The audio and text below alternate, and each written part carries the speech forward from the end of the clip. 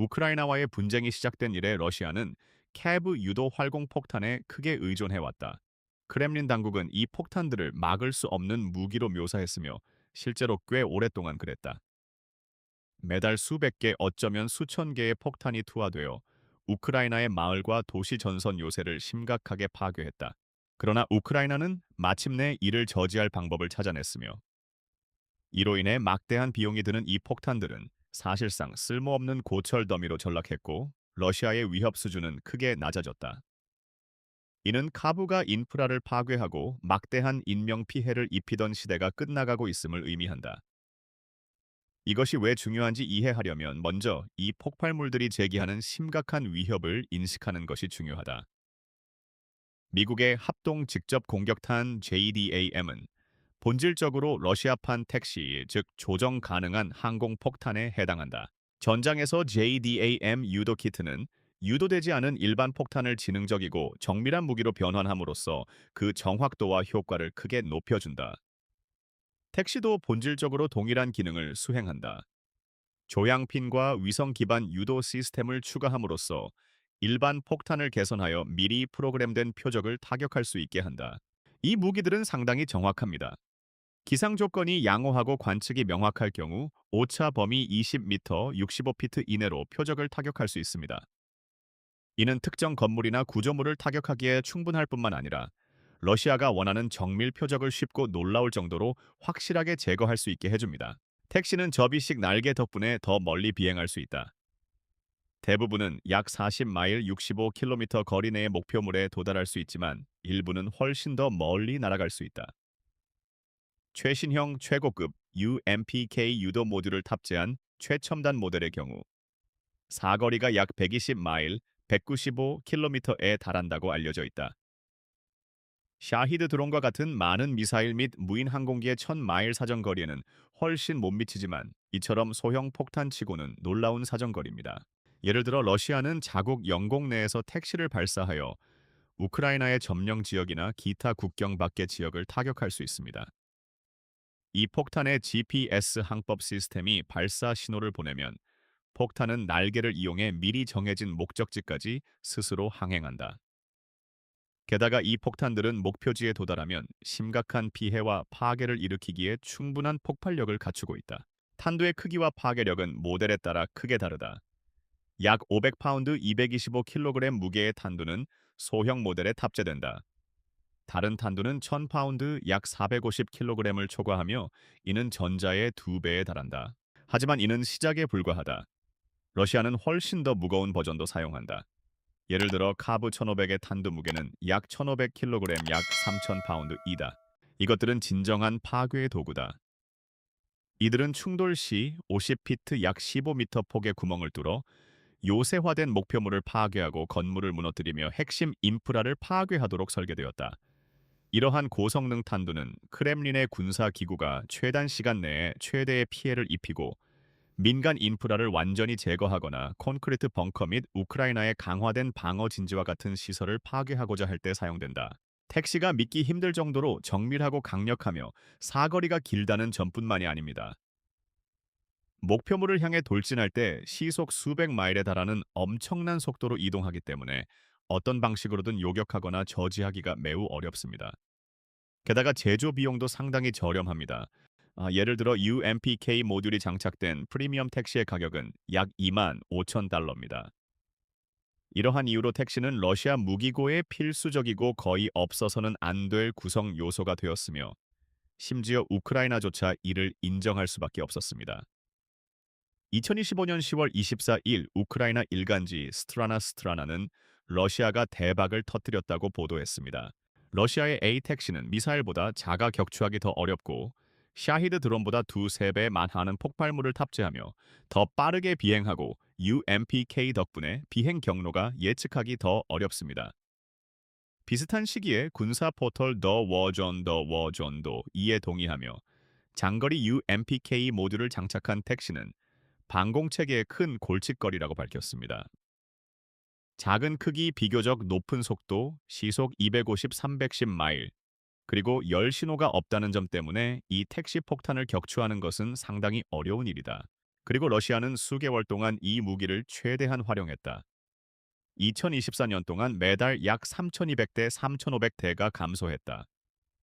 2025년에는 그 수가 급증하여 특정 달에는 수천 대의 택시가 격추되기도 했다. 실제로 2025년 10월 한 주 동안 러시아 항공기가 발사한 택시 폭탄은 1,370발에 달했다. 이는 우크라이나 군에게 엄청난 타격이었다. 그들은 이미 택시가 제기하는 위협을 막는 방법을 알아냈다고 믿고 있었다. 이러한 유도 폭탄의 수많은 장점에도 불구하고 키예프군은 2024년에 이 폭탄들이 결국 자신들의 몰락을 초래할 중대한 결함을 가지고 있음을 발견했다. 바로 고착될 수 있다는 점이었다. 많은 유도 탄약의 경우 상황은 비슷하다. 적군은 위성 신호를 교란시켜 이 스마트 폭탄을 다시 멍청한 폭탄으로 만들 수 있다. 이 폭탄들은 대개 위성 항법 시스템을 이용해 표적을 찾아 공격하기 때문에 신호가 교란되면 시야를 잃은 채 비행하게 되어 목표물에 도달할 가능성이 크게 떨어진다. 신호가 교란된 상태에서도 상당한 피해를 입힐 수는 있지만 종종 의도한 표적에서 빗나가는 경우가 많다. 다른 말로 표현하자면 전장에서 이 폭탄들이 미치는 영향과 그로 인한 피해 및 사상자 수를 크게 줄이는 가장 효과적인 방법 중 하나는 통신망을 교란하는 것이다. 우크라이나는 바로 그렇게 했다. 우크라이나의 엔지니어와 방위 산업 전문가들은 코메타 SI의 구조를 분석하고 작동 방식을 파악한 후 자체 전자전 장비를 활용해 통신망을 차단했다. 이는 처음에는 효과적이었다.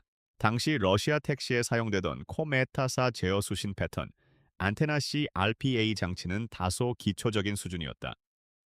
CRPA 시스템은 여러 안테나 요소를 사용하며 적응형 안테나, 무효화 조향 안테나 또는 빔 포밍 안테나라고도 불린다. 예를 들어 코메타사 시스템에는 서로 다른 방식으로 적용될 수 있는 이러한 구성 요소가 4개 있다. 예를 들어 여러 안테나에서 나오는 신호를 합쳐 신호를 증폭시킬 수 있다. 더 중요한 점은 노이즈 캔슬링 헤드폰이 사용 중에 특정 배경 소음을 선택적으로 차단하는 것과 마찬가지로 개별 안테나를 사용하여 신호를 무효화하거나 제거할 수 있다는 것이다. 이 기술을 활용하면 코메타사를 장착한 택시는 일정 수의 전파 방해기를 성공적으로 회피할 수 있다. 더 구체적으로 말하면 코메타사는 총 4개의 안테나 요소를 통해 한 번에 최대 3개의 전파 방해기를 효율적으로 무력화할 수 있었다. 하지만 우크라이나에게는 이것이 큰 문제가 되지 않았다. 이 폭탄들을 효과적으로 무력화시키기 위해서는 한 번에 최소 4개의 제머만 활용하면 되었기 때문이다. 이렇게 하면 폭탄이 전선 요새와 같은 목표물에서 벗어나 빈 들판이나 심각한 피해를 입힐 가능성이 거의 없는 다른 장소에서 폭발하게 될 것이다. 이 방법은 한동안 효과가 있었다. 수많은 러시아 폭탄이 목표물에서 위험할 정도로 빗나갔다고 보고되었다. 병력 집결지나 벙커를 타격하려던 폭탄들은 결국 농장이나 쓸모없는 빈 땅에 떨어지며 수백만 달러 상당의 폭발물을 낭비하게 만들었다. 그러나 러시아는 이후 기술을 개선했다.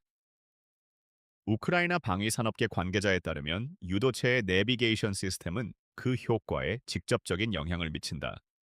러시아는 코메타사시 RPA를 사용하다가 코메타8 전자전 EW 시스템으로 확장했다. 코메타8은 코메타4보다 2배 많은 요소를 갖추고 있어 통신 유지와 정확한 표적 추적을 지속하면서 최대 7개의 전파 방해기를 동시에 무력화할 수 있었다. 우크라이나는 이러한 신형 시스템에 대응하기 위해 추가 안테나를 방해하기 위한 전자전 장비에 다시 한번 막대한 투자를 단행했다. 그러나 러시아는 계속해서 판을 키웠다. 양측의 공방은 치열하고 광란적이었으며 서로의 진전을 무력화하기 위해 계속해서 한계를 뛰어넘었다. 예를 들어 우크라이나가 코메타8을 무력화하자 러시아는 위성 유도 시스템의 안테나 요소 수를 12개로 그 후 16개로 늘렸다. 게다가 안테나의 작동 방식까지 변경했다. 해당 전문가는 러시아가 완전히 새로운 CRPA 세트를 개발했다고 지적한다. 이 CRPA들은 안테나 요소 수를 훨씬 뛰어넘는 수준의 전파 방해에도 견딜 수 있는데 이는 제2차 세계대전 당시 애니그마의 개발과 유사한 사례로 볼 수 있다. 한때 러시아의 폭탄에는 8개 요소 시스템이 장착되어 있었는데 이를 무력화하려면 무려 19대의 전파 방해기가 필요했다. 100대의 전파 방해기가 집중 공격해도 극도의 내구성 덕분에 일부는 무력화할 수 없었다. 게다가 우크라이나의 전파 교란 장비는 폭탄이 목표물에서 불과 수백 미터 거리에 있을 때만 단거리에서 작동했으며 작동하더라도 예전만큼 효과적이지 않았습니다. 한동안 러시아가 이 분쟁에서 우위를 점한 것처럼 보였으며 택시를 치명적인 무기로 활용해 전선 방어 시설뿐만 아니라 주거용 건물과 학교까지 파괴했습니다. 그리고 처음에는 미미했던 그 변화가 이제 전장을 훨씬 넘어선 영향력을 미치기 시작하고 있다. 우크라이나가 리마퀀트와 같은 시스템으로 한 가지 이상의 무기에 성공적으로 대응했기 때문이다. 이는 현대 전쟁에서 더 심각한 약점을 드러냈다. 전 세계 군사 강대국들이 현재 은밀히 주시하고 있는 바로 그 약점이다. 수십 년간의 가정은 단순했다. 정밀함이 우위를 결정한다는 것이다. 자국 군대에 대한 위험을 최소화하면서 안전한 거리에서 타격 목표물을 정밀하게 명중시킬 수 있다면 전장을 장악한 것이다. 이러한 논리는 KAB와 같은 활공폭탄 순항 미사일, JDAM 등의 개발을 이끌었다. 이는 군사 전략 전반에 영향을 미쳤으며 막대한 투자가 정당화되었다. 하지만 정밀도 자체가 흔들리기 시작하면 어떻게 될까? 이것이 현재 제기되고 있는 난처한 질문이다. 상당히 저렴한 전자전 장비 하나로 고정밀 무기를 약화시키거나 심지어 무력화시킬 수 있다면 전체적인 비용 편익 분석은 무너져 내리기 시작하기 때문이다. 갑자기 2만 5천 달러짜리 활공폭탄은 더 이상 경제적이고 효과적인 무기가 아니다. 그것은 위험 요소다. 게다가 패배를 부르는 위험이다. 이제 그 효과가 확대된다고 상상해보라. 모든 GPS 유도 무기가 오작동에 취약한 전선을 상상해 보십시오. 항법 오류가 산발적인 것이 아니라 예상되는 전선 말입니다. 조종사들은 적의 방공망 때문이 아니라 자신의 무기가 제대로 작동할 것이라고 믿지 못하기 때문에 주저하게 됩니다. 이는 단순한 전술적 교란을 넘어선 것입니다. 심리적 교란입니다. 게다가 전투에서 심리적 요소는 무기만큼이나 중요합니다. 보고서에 따르면 바로 그 불확실성이 러시아 조종사들에게 영향을 미치기 시작했다고 한다. 갑자기 예측 가능한 궤적을 따라야 할 폭탄들이 이상하게 움직이기 시작했다. 간단히 말해 그들을 지원해야 할 시스템들이 계속해서 고장났다. 목표는 달성되지 않았다. 임무는 모호해졌다. 게다가 모호함은 위험하다. 왜냐하면 무기 시스템에 대한 신뢰가 훼손되면 그 시스템은 사용되기도 전에 이미 효력을 잃기 때문이다. 하지만 이것이 이야기가 끝났다는 뜻은 아닙니다. 사실 이 시점에서 상황은 더욱 흥미로워집니다. 역사가 증명했듯이 어떤 기술적 우위도 영원히 지속되지는 않기 때문입니다. 러시아는 전진하고 있습니다. 엔지니어들은 이미 기존 위성 항법 시스템의 대안을 연구하고 있습니다. 지형 매핑과 관성 항법을 통합한 시스템 광학 방향 탐지, 심지어 GPS 신호가 필요 없는 AI 지원 표적 지정 기술까지 포함됩니다. 이것들은 공상과학 소설 속의 개념이 아니다. 이미 다양한 형태로 많은 사례가 존재한다. 비용 복잡성 확장성은 항상 장애물로 작용해왔다. 하지만 현재 그 진전을 가속화해야 할 강력한 이유가 있다. GPS 유도 미사일이 대규모로 무력화된다면 이 문제를 가장 먼저 해결하는 쪽이 우위를 되찾을 것이기 때문이다.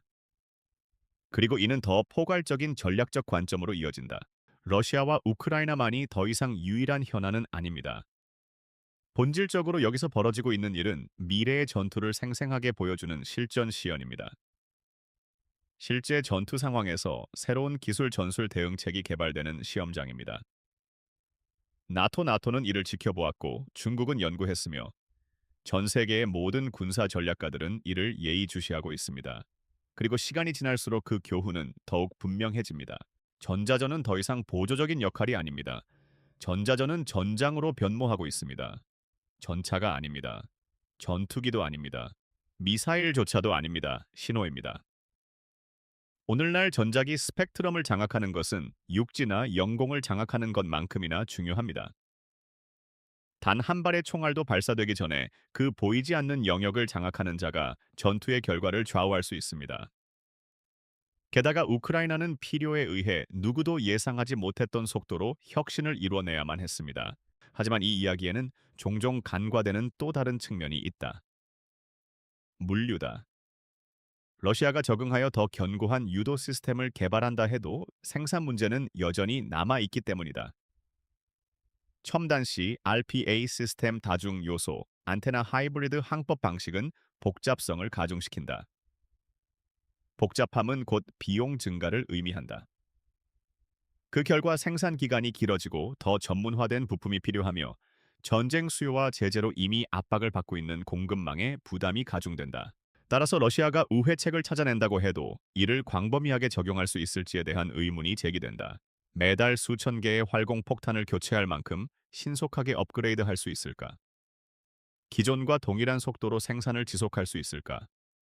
아니면 시스템이 뒤처지기 시작할까? 이것이 바로 시간이 지남에 따라 균형을 서서히 바꾸지만 헤드라인을 장식하지는 않는 종류의 압박이다. 우크라이나는 이 점을 잘 알고 있다. 특정 폭탄의 사용을 막는 것만이 유일한 목표가 아니기 때문이다. 목표는 적을마의 공격마다 비용이 많이 들고 예측 불가능하며 비효율적인 상황에 몰아넣는 것이다. 그것이 바로 소모전을 승리로 이끄는 방법이다. 단 한 번의 결정적인 일격으로 상대를 압도하는 대신 상대가 취하는 모든 행동의 대가를 점차 높여가는 것이다. 그리고 리마 퀀트와 같은 기술들은 바로 그 일을 해내고 있다. 그들은 정확성을 불확실성으로 바꾸고 있다. 효율성을 낭비로 전환하고 있다. 확신을 주저함으로 바꾸고 있다. 하지만 여기 반전이 있다. 같은 논리가 양방향 모두에 적용된다. 왜냐하면 우크라이나의 전자전 사용 증가는 자국 작전에도 문제를 야기하기 때문이다. 앞서 언급했듯이 이러한 시스템은 식별 능력이 불완전하다. 이들은 항법 통신 그리고 아군 드론을 방해할 수도 있다. 우크라이나는 이제 자체적인 균형 잡기를 수행해야 한다. 자신의 능력을 훼손하지 않으면서 적의 시스템을 최대한 교란할 수 있는 방법은 무엇일까? 이 문제를 해결하는 것은 간단하지 않다. 협조 유연성 그리고 지속적인 개선이 필요하다. 드론을 재설계하고 전략을 변경하며 때로는 타협을 하는 것 모두 필수적이다. 그리고 바로 그 점이 이 전쟁의 현 단계를 그토록 흥미진진하게 만든다. 전선은 정적이지 않으며 상호작용은 예측할 수 없다. 상황은 끊임없이 변한다. 한 수 한 수가 방역을 불러오는 기술적인 체스 게임과도 같습니다.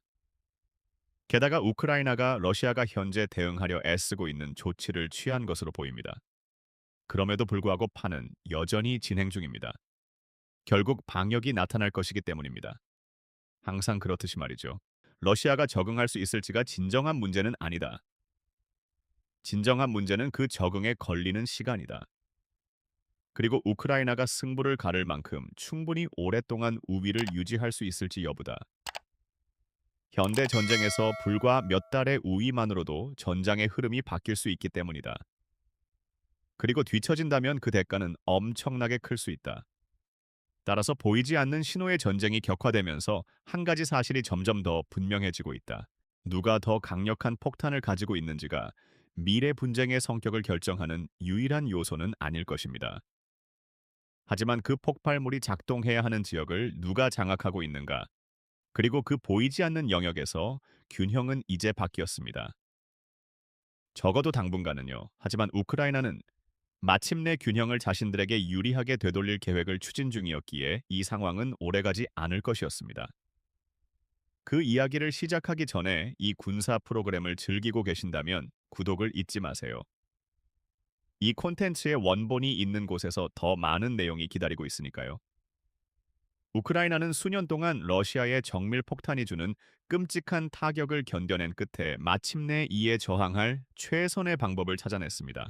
타의 추종을 불허하는 완전히 새로운 전파 교란기입니다. 러시아가 대응할 방법이 없는 장비죠. 러시아의 모든 RPA 시스템을 완전히 무력화시키는 장비입니다. 여기에 리마퀀트를 넣으세요. 우크라이나의 한 방위 산업체가 국가 최고의 야간 전자전 부대와 협력하여 개발한 리마퀀트 시스템은 택시 RPA를 완전히 무력화할 수 있는 것으로 알려졌습니다. 한 기업 관계자는 기자들에게 우크라이나가 이 기술을 사용하기 시작하자마자 택시의 효과가 제로로 떨어졌다고 전했습니다. 지난 몇 달 동안 적군은 전선 700km 구간에 걸쳐 869발의 택시를 투하했습니다. 이 폭격으로 인해 8명의 군인이 경상을 입었다. 마지막 요점을 다시 강조하는 것이 중요하다. 러시아가 700km 435마일에 달하는 지역에 거의 1000발의 폭탄을 투하했음에도 불구하고 부상당한 우크라이나 군인은 단 8명에 불과했다. 어떤 관점에서 보더라도 이는 키예프 군에게 있어 믿기 힘든 성공 사례다. 또한 이는 러시아에게는 완전히 굴욕적인 참사다. 실질적인 이득이나 성과 없이 그토록 많은 폭탄을 생산하고 투하한 것은 시간, 자금, 자원의 엄청난 낭비다. 이 시스템의 진정한 작동 원리는 무엇일까? 현재까지 해당 기업이나 우크라이나 군 당국 모두 리마 퀀트 시스템의 기술적 사실이나 세부 사항을 공개하지 않았다. 그러나 한 대변인은 유도 시스템의 항법 오류가 발생해 폭탄이 목표물에 명중하지 못했거나 심지어 투하조차 불가능했다고 설명했으므로 우리는 그 효능에 대해 어느 정도 파악하고 있다. ECRPA들의 항법 신호가 교전선 100km 앞에서 끊겨버렸기 때문에 러시아 조종사들은 무슨 일이 일어나고 있는지 전혀 알지 못했습니다. 대변인은 회사가 최초의 리마 전자전 EW 시스템을 개발했을 때도 비슷한 상황이 발생했다고 덧붙였는데 이 시스템은 순항 미사일과 샤히드형 드론을 포함한 러시아의 다른 공중 위협을 저지하는 데 엄청난 성공을 거두었습니다. 각 리마 전자전 장비는 약 120만 달러의 비용으로 대규모 인프라 구간이나 전략적으로 중요한 장소를 공중 공격으로부터 방어할 수 있다. 2025년 추정치에 따르면 이 장비들은 러시아의 가장 치명적이고 빠른 미사일인 킨잘의 공격도 견딜 수 있다. 이 미사일은 최고 속도가 마하 10 시속 7,670 마일 이상에 달해 역사적으로 요격이 거의 불가능했다. 이 미사일은 지상 15.5 마일 25km 상공까지 비행할 수 있으며 1000파운드 450kg의 탄두를 탑재해 약 300마일 480km 거리를 비행할 수 있다. 개조된 미코얀 미그 31 요격기에서 발사되며 무게는 무려 4.7톤에 달한다. 러시아는 우크라이나의 도시 발전소 변전소 및 기타 시설을 대상으로 대규모 공중 공격을 가할 때 종종 최소 몇 발의 킨자를 발사하는데 이는 미국의 패트리어트 미사일 시스템과 같이 우크라이나에 공급된 서방의 최첨단 방공 시스템조차 이를 막아내지 못했기 때문이다. 다행히 리마 전자전 리마 EWE 전장에 투입되어 말 그대로 수십 발의 이러한 미사일을 손쉽게 격추할 수 있는 능력이 충분함을 입증했다. 게다가 그들은 제2차 세계대전 당시 우크라이나 반군 지도자 반데라의 이름을 딴 잘 알려진 우크라이나 국가인 우리의 아버지는 반데라를 미사일의 위성 항법 신호로 재미있게 대체하는 방식으로 이를 수행했다. 미사일이 우크라이나 목표물에 접근할 때 적의 노래가 킨잘 신호를 대체하여 미사일이 궤도를 크게 이탈하게 만들고 종종 목표 지점에서 수백 야드 떨어진 곳에 타격하게 만든다. 이 전자전 시스템의 새롭고 더 강력한 버전인 리마 퀀트 시스템도 KAB 활공 폭탄과 유사하게 작동할 수 있지만 리마의 전체적인 배치 과정은 한 가지 중대한 단점 때문에 순조롭지 못했다. 바로 적과 아군을 구분하지 못한다는 점이다. 이 시스템은 러시아의 공중 위협과 우크라이나 드론을 포함해 경로에 있는 모든 것을 차단한다. 그 결과 우크라이나의 여러 지휘관들은 리마 시스템 사용에 반대해왔다. 리마를 개발한 회사의 대변인에 따르면 우크라이나 드론을 리마 전자전 효과의 내성이 있도록 개조하면 이 문제를 쉽게 해결할 수 있다고 한다. 그 결과 회사와 여러 여단 지휘관들 사이에 갈등이 발생했으며 양측은 각자의 문제를 상대방의 탓으로 돌리고 있다. 일부 지휘관들은 심지어 회사를 부패 혐의로 고발하기도 했기 때문에 리마 퀀트의 개발은 지연되고 있다. 리마의 배치 속도가 지나치게 빠르다는 점에 불만을 품은 경쟁자들은 근거 없는 고소장을 경찰에 제출하기 시작했다. 팀과 제조사의 작업이 6개월 넘게 중단되면서 상당한 손실이 발생했다. 그럼에도 불구하고 상황은 이제 진정된 것으로 보이며 리마 퀀트는 이미 전장에서 활발히 사용되고 놀라운 성과를 내고 있다. 시스템 제조사에 따르면 새로운 러시아 코메타 안테나 시스템을 효과적으로 대응할 수 있는 다른 EU 시스템은 없다고 한다. 현재로서는 리마 퀀트가 50km 거리에서 이러한 CRPA를 100km 이상 거리에서 택시 폭탄을 그리고 더 먼 거리에서 순항 및 탄도 미사일을 제압할 수 있는 세계 유일의 시스템이다.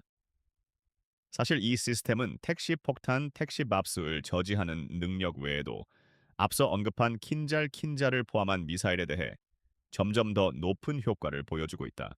우크라이나 보고서에 따르면 2023년 5월 패트리어트를 장착한 방공 시스템이 최초로 킨잘 미사일을 요격한 것으로 확인되었다. 이후 우크라이나 당국은 키예프를 향해 발사된 20발 이상의 킨잘 미사일이 성공적으로 격추되었다고 밝혔다. 방공 보고서에 자주 언급되는 40일 또는 40이라는 숫자는 실제로 2023년 12월 샤히드 드론을 이용한 교전 사례를 가리키는 것이지 킨자를 의미하는 것은 아닙니다. 목표물에 도달하지 못한 수많은 택시 폭탄 및 기타 공중 위협 요소들을 고려할 때 이는 수천만 달러 상당의 러시아 미사일과 드론이 낭비되었음을 시사합니다. 리마퀀트와 같은 신형 무기나 최첨단 방어 시스템을 논의할 때는 그 성능이 너무 좋아서 믿기 어려울 정도이기 때문에 신중하고 절제된 태도로 접근하는 것이 중요하다. 언뜻 보기에는 모두 막강해 보일 수 있지만 러시아가 이를 우회할 새로운 전략을 찾아내는 데는 그리 오래 걸리지 않을 수도 있다. 최근 보고서에 따르면 러시아가 특정 탄도 미사일 기법을 수정하고 있어 일부 상황에서 요격률을 낮추고 있을 가능성이 있다는 점을 고려할 때 이러한 주의는 더욱 중요합니다. 그러나 당분간 이 시스템은 상당히 효과적으로 작동하는 것으로 보이며 리마 개발팀이 잠재적인 러시아의 위협을 적극적으로 방어하고 기술을 유지하는 한 이는 여전히 우크라이나군에게 큰 이점이 될 수 있습니다. 한 야간 경계 장교가 설명했듯이 이 시스템은 말 그대로 러시아의 가장 중요한 무기 중 하나를 무력화시킵니다.